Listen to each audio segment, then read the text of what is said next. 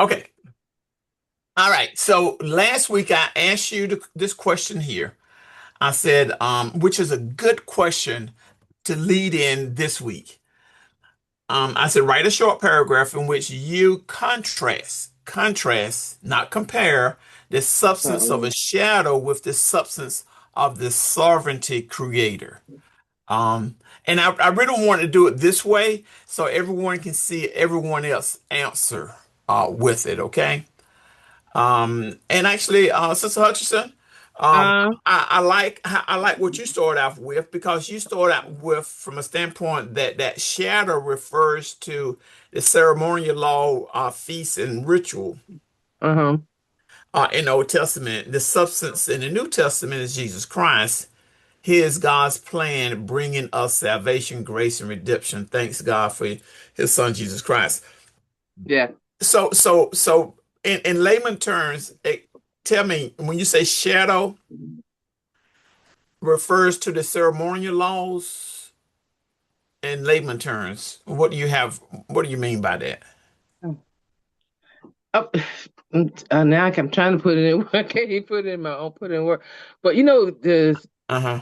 how we have things in the background Right. that we have over us, like it over us, the good and the bad. Right. And it like be over us, it shadow us, it we have it in the back of our mind, the do this is the right thing to Right. do, and then you have this other part saying you ain't gotta do it that way. I was Wow. trying to limit to that, is we have things in our mind that, the spirit of God be talking to us and the enemy be talking to us, trying to get us to, Right. and that's what I was trying to go which way I was going with that. Okay.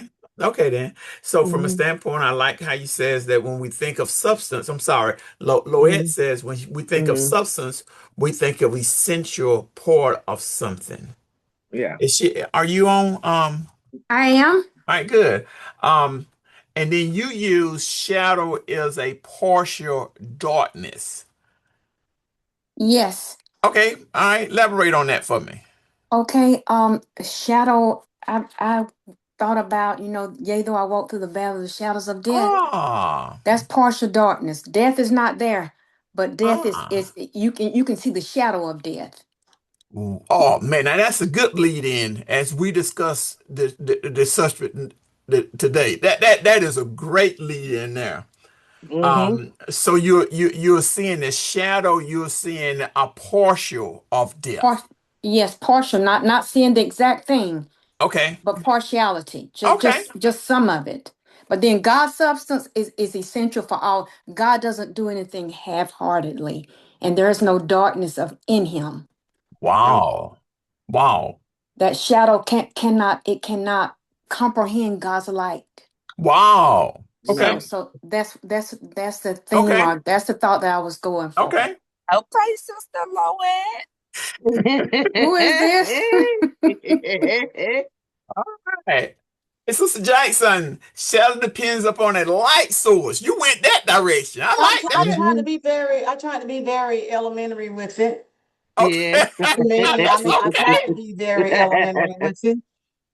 I like that. And actually God, I think you put in there wait a minute, you put in there something about God. Where Well, I put the shadows too. creator Yeah, is God, yeah, the creator does not depend on external Yeah. No. factors for Amen. existence. Wow. a shadow Hmm. depends upon a light source and an object. Okay. Yes. Okay. And if either one of those items are removed, the shadows Hmm. don't exist anymore. Hmm. And Okay. then I just put it's temporary. Okay. Yeah. Right. All Okay. And right. then I said the That's good. creator does not depend on external factors for existence. The creator Right. is considered, he is Yeah. He the is. eternal factor. He even deals with the, Yes. created shadow, Yeah. unchanging, the cause of everything that Wow. exists. The All right. creator. The Okay. That's All shadow, right. good. All right. Y'all hang with this All now, because at right. the end of the lesson, I got a question for you. Oh, Hang with your Uh-oh. thought process now. I'm hanging Hang with that with because it now. that's right down there at my level. All right, and then Jeff, and I know Jeff is probably working. The substance of shadow always refer us back to something or someone. One. Ah, I And like it's that, Jeff. temporary. Right there. Because when you see a shadow, it's going to refer back to something. And it's kind of what Mm-hmm. you said, Sister Brenda. The Yes. shadow is those ceremonial, those Sir, things yes. that we're doing is a Okay. shadow of what is in Uh-huh. heaven. Yeah. Okay. All right. Now, Deborah, you said something in your writing that I really want to pinpoint. Let's see, what was that? It showed us how all was preparing to point towards your ultimate plan, Jesus Christ. Probably most likely there are several as a foreshadowing to help people understand the coming Messiah. All right. These serve as a shadow of God, heavenly rule. Kind of what Sister Brenda was saying. It showed how the old was preparing for the new. Mm. How the old. All right, you muted. I hear you upstairs. Are you on? Yes, I'm on. I was talking about the Old Testament, how the Old Testament was preparing us for the New Testament, the coming of Christ. Okay. Okay. Hmm Okay. Mhm. Okay. So those shadows was more like a foreshadow, and helping Mhm. people to understand the Messiah, who the Okay. Messiah, Okay. Okay. Mhm. Okay. Thank you. coming. Okay. I don't know if Felicia's on, but she says, this verse began with, she went back to Job 8:9, for we are but of yesterday, knowing nothing.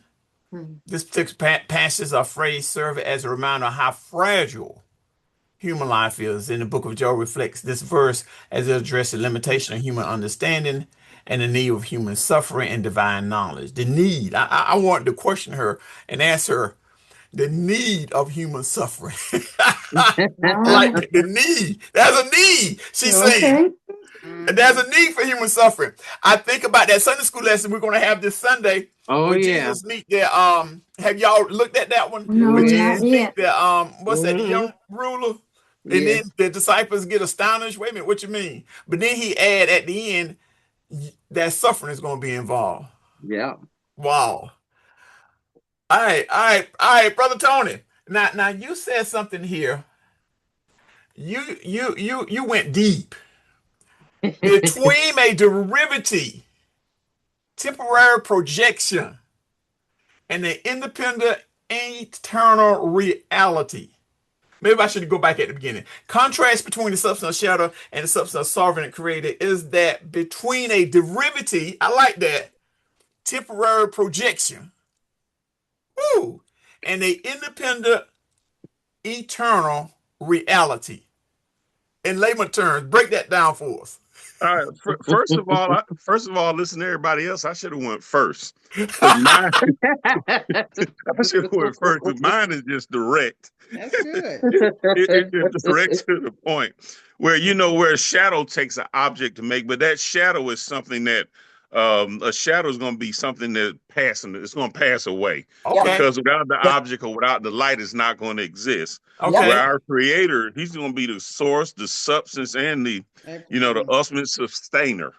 All That right. creator is going to be there All right Yeah. now. okay, All from which all things exist. okay, Amen. okay. All right. right. All right. Yeah. Now I want y'all to keep that thought process moving Okay. because we are we are in the second cycle. The second cycle. That was the first cycle. And I really took time and went through that first cycle. Now, this right here, if you've been keeping up with your outline and you're reading, this lecture No. is going to cover actually chapter 15 through 21. But I really want to focus on chapter 19. The Okay. escalating conflict here. So basically, just a quick synopsis. Let me see if I can see this. Um, 15 is Eliphaz, and basically Eliphaz come back and they kind of rib it up a little bit with Job. I mean, they come at him again. I Mm. couldn't take this.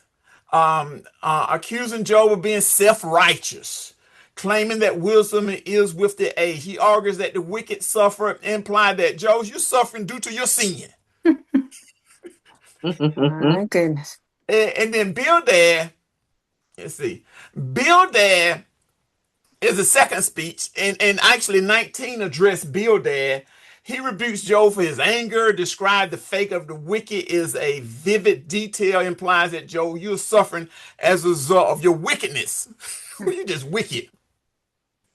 And then Zophar, his second speech, where he described the fleeing nature of the wicked prosperity, Mhm. the fleeing nature of the wicked prosperity, emphasizing that their joy is short-lived. In other words, Job, you rich.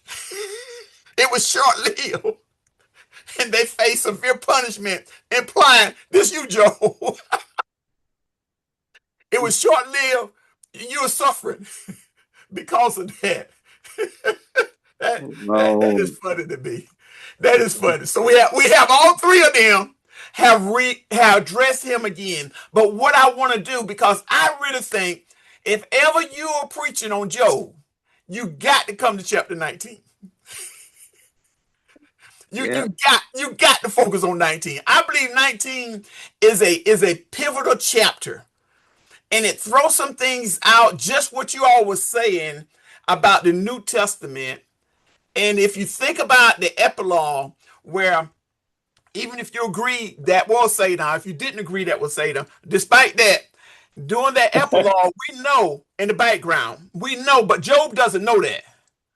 But I see something here where Hasatan or Satan see what is happening even here, because there's a bold statement that Job made that's really is mind-boggling.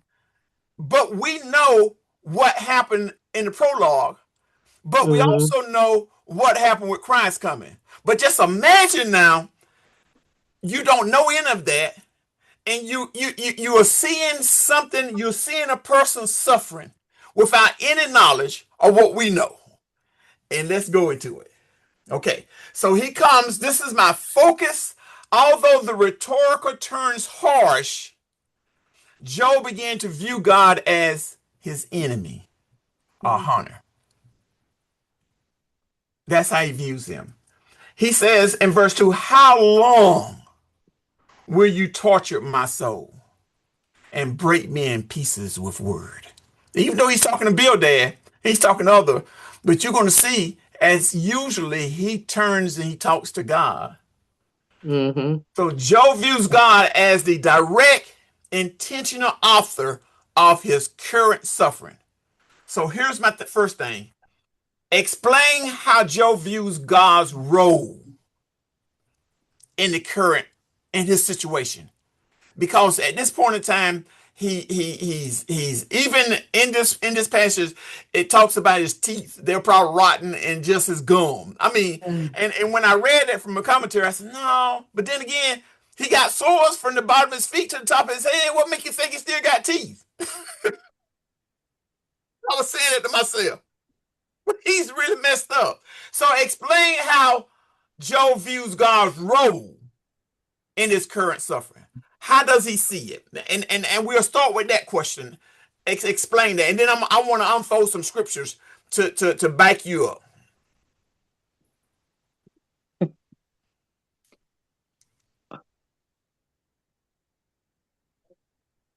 No comment. I'm trying to pull it back. Okay, there we go. Okay, You can hear me? I hear you now. Well, in light of what you just said, you said that he did not know that Satan was in the background afflicting him, right? Right.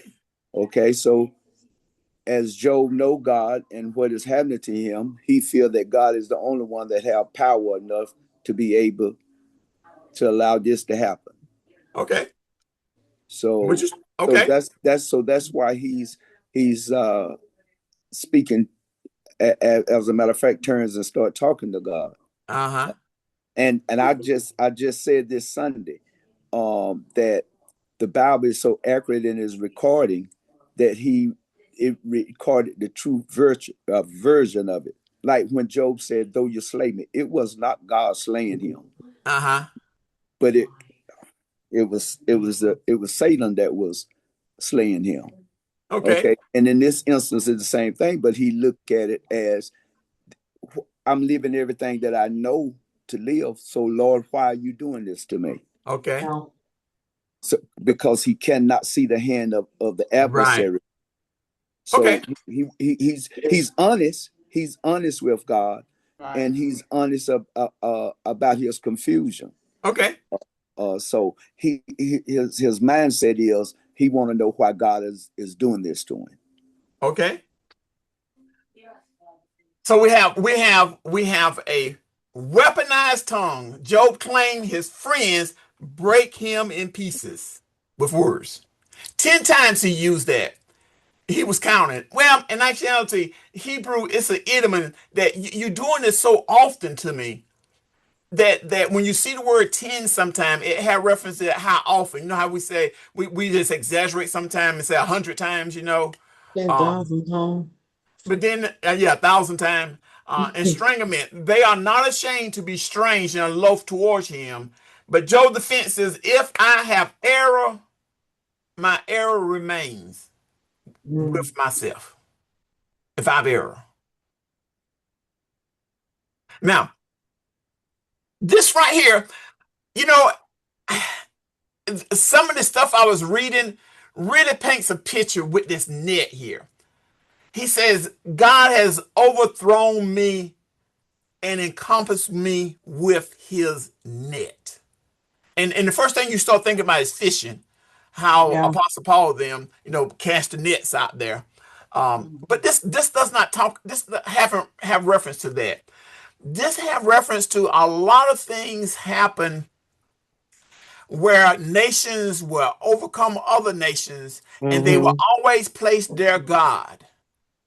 And they would say the God cast the net. I found this little video here, and this is reference to Marduk catching Tamar. And I want you to listen to this. This is only a minute.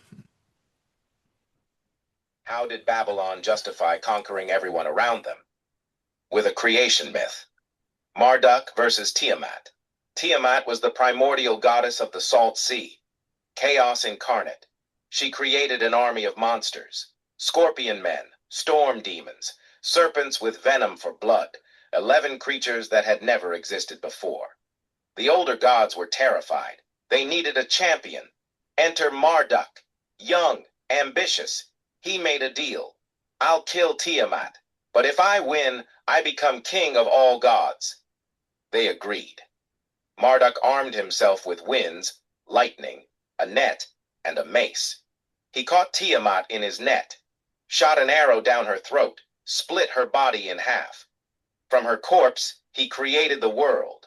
Her ribs became the sky. Her tears became rivers. Her eyes became the Tigris and Euphrates. Here's the truth. This myth was written around 1100 BCE when Babylon was rising to power. Marduk defeating the old goddess meant Babylon's new order replacing the old world. Every empire that conquered Mesopotamia rewrote this story to put their god on top.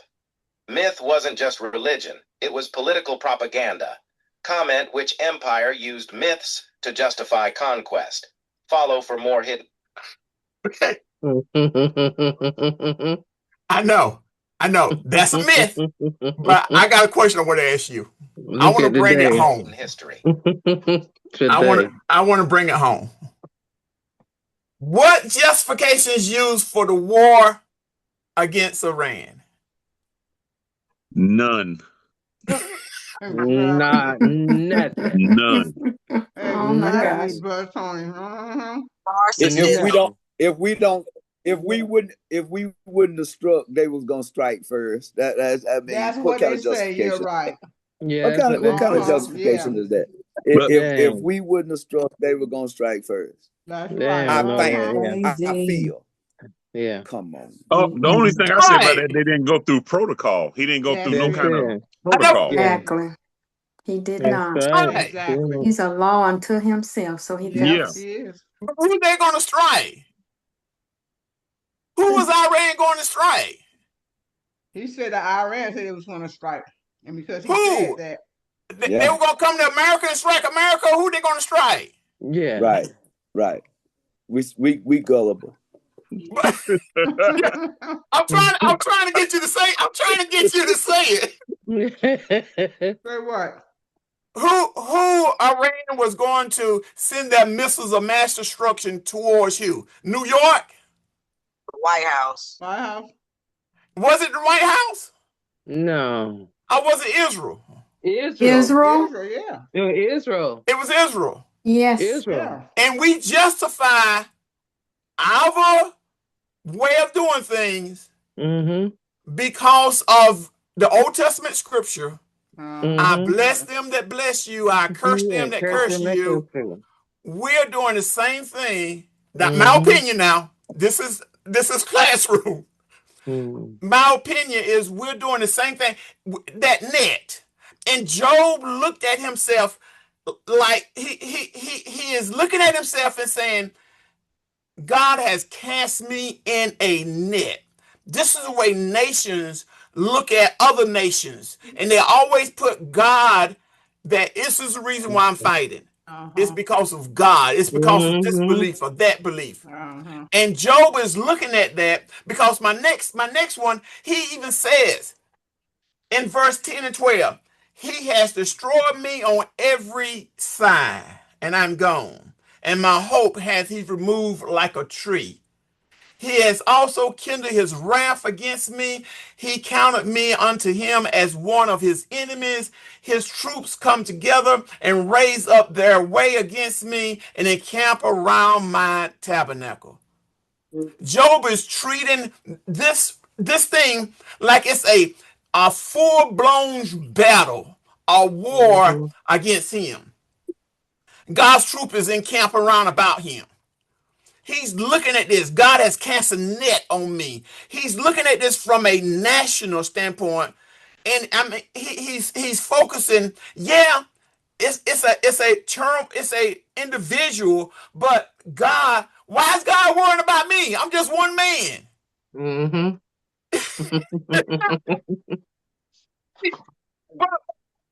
This is a. I mean, he put it way out there, and that's the reason why he's saying God is my enemy. Notice here, he strips me from my glory. He's taking the crown from my head. Uh, Uprooted my hope he has removed like a tree. So the enemy says, God counts me into him as one of his enemies. I mean, Job is putting it out there. Darkness, God has set darkness in my path. He's looking at it, boy, and he's saying, God has taken everything from me. He has defeated me. He has treated me like you treat an enemy. And then, I like this part right here. He has put my brethren far from me. I'm in such a condition that everybody have turned from me. I don't have my kids anymore, but my servants don't answer me. Even their kids don't answer when I call out to them. His acquaintance are very estranged, treating him like an alien. Even failure, my kinfolks have failed. My familiar friends have forgotten me. I'm all alone. God is my enemy because everyone has forsaken me. He even says in there about my wife don't even like my breath.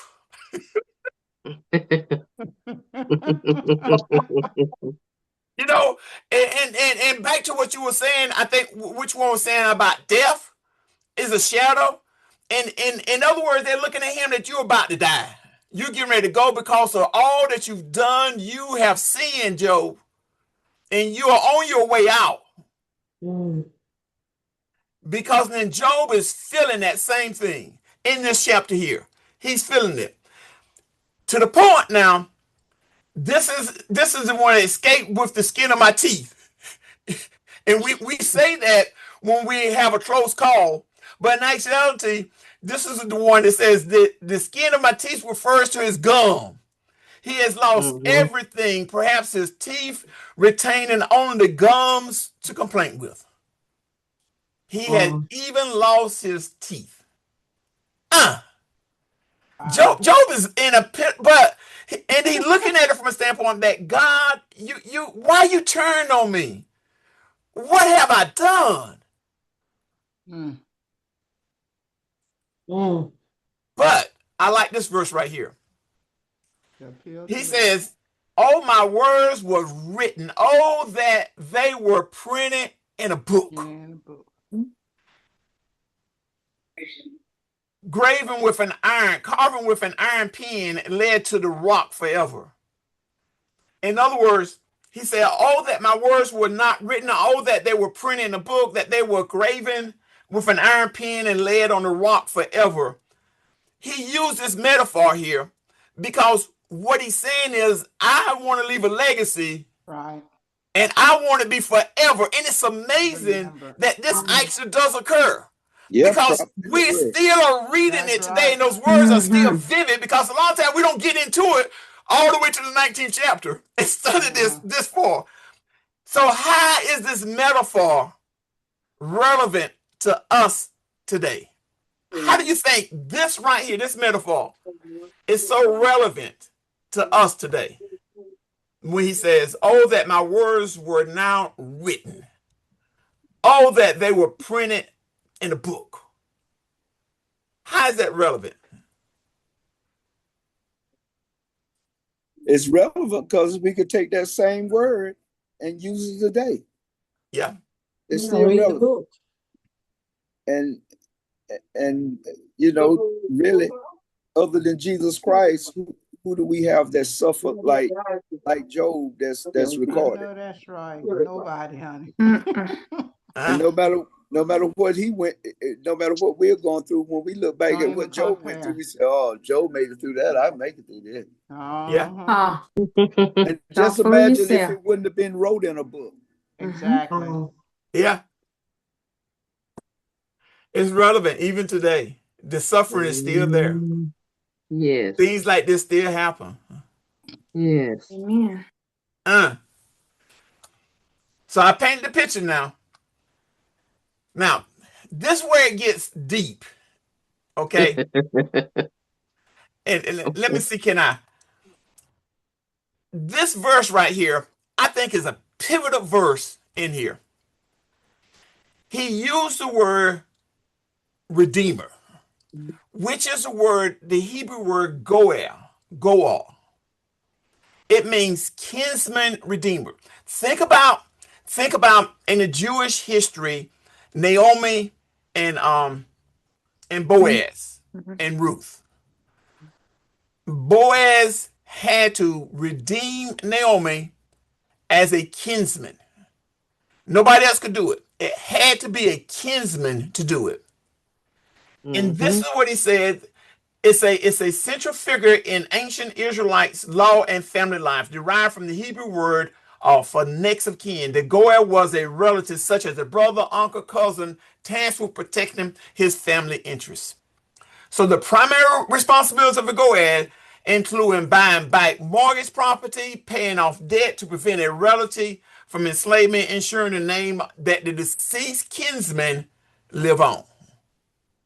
So think of Boaz doing what he did for Ruth and Naomi and marrying Ruth. So that's a Goel. And this is what he said in verse 25. For I know that my Redeemer liveth, and that he shall stand at the latter day upon earth. So, in other words, at the beginning of this chapter, he's saying God as my enemy. But here at the end of the chapter, he's saying, my Redeemer liveth. I'm going to see him. So we have two truths here, and there's tension. So my question, and I want y'all to think on this now, because now you did warn about the shadows. Now think about this here. How is there tension between what Job is saying at the beginning and what he's saying at the end? Could he be right? Is he wrong? Total off course. And why? How can you do that? How can you call God your enemy and you're suffering and you're looking to God and everything is falling apart? Everybody's turning their backs on you, but at the same time you're saying, I know my Redeemer liveth. I know I'm going to see him. I know there's that. And actually, this chapter talks about the resurrection. I'm going to see him one day. I'm going to face him, but I need me someone, a kinsman, to stand in my way. Look at that tension there. Do you see that unfolding? All right, so I think I got a slide here. I think I'm gonna go to if it's going. There we go. Let me hear it. Let me see what you're gonna write up. I got to use this, okay? Mm. I Yeah, can't y'all see see it there? that. I think I'm learning how to do Can't it see now. Oh, not me. that. You can't see it? I can't see that a little bit, right? All right, go to menti.com. Okay, Uh, menti.com. I And don't get Um, type in into that that. word Mm-mm. mm-mm. 55235010. Mm-mm. And Mm. answer, give me your thoughts on your Now tension. Yeah, right now. Okay, and what was I the code can't get to again? that. I can't I get to can't that. either. I can I never can't get get to to it. it. I You can't can't get get to to it? that. No. Uh-uh. Me either. Mm-mm. Okay. You know how you just bring up another browser on your Well, cell you phone? talking about scan the QR code, right? Yeah, you can scan the QR code, but I know what they're saying. They're I saying they're scan using their cell Uh-uh. phone. I scan the QR code and it comes right up. Uh-huh. Now, if you're on your phone, I Menti.com. know you wouldn't be able to do it, but Can't do it on my phone. I Uh-huh. scanned I scanned the QR code and it came straight up. And Brenda and who else was saying they Mm-mm. can't do it? I said I can't do it. Uh-huh. Do Mm-hmm. you know what I mean by going to your browser while you got this up? I was trying to scan the QR code. Okay. Yeah. No. If you have another device, you can do it that way. But if you don't have another device, go to your browser and type in menti.com. Go to Google and type in menti.com. I'm on mental. Mm-hmm. Yeah, just type in Mm. menti.com, menti.com. Okay. Mm-hmm. Hey, If, Veronica. Hey, Mm-mm. babe, how you doing? Okay. all right, I got four people in. It says enter the code to join. Uh-huh. And What that is the code? code is 5523. Okay, wait, did five, not D, but 5523. 523. Uh-huh. 5010. Mm-mm. I'm just. That's all Do it, right. Just brother. All take right, your hey time, D, sis. You're gonna get there. D, I got, It's kind of messed up. I'm getting back to what I was on. Okay, you hey Dean, said I got it typed in. It's MENT saying what? join interaction. What I need Okay. to tap on? I got the menti.com pulled up. What I need to tap on? Oh, I think I'm in. Okay. MENT. How you spell mention again, D? Uh-huh. MENTI.com.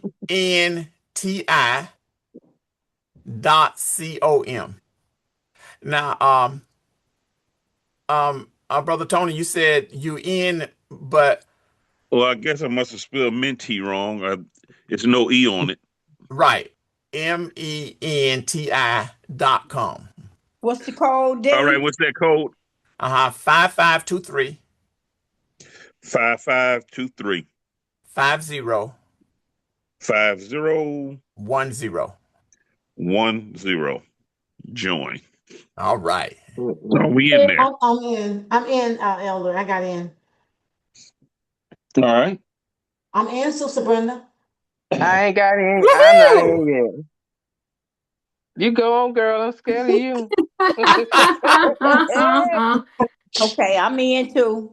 All right. I'm jealous now. I went in my Google, like he said, and typed it in Google, and it came right up. I just Yeah. opened up another browser. Yeah. Uh-huh. Let's open up another browser. Like go to Uh, Google and type it in. um, um, by the time I do that, y'all be through with that thing. No, we won't. I'm gonna keep it open for you to put yours in. I'm gonna keep it open. I sound like Veronica. Huh. And I'm about to lose. Oh Lord, where am I at now? See, I ain't messing with this. No, I'm not. Hmm. Spiritual and natural. Okay, so why is there tension in Job 19 and which? That's it. Right, that's it. That's it. Thank you. Yeah. See, you did You did it. See Somebody that? did it. it. Somebody did it. We just out there patient with ourselves. I guess so. Uh-huh. You got it. There, welcome to another rendition.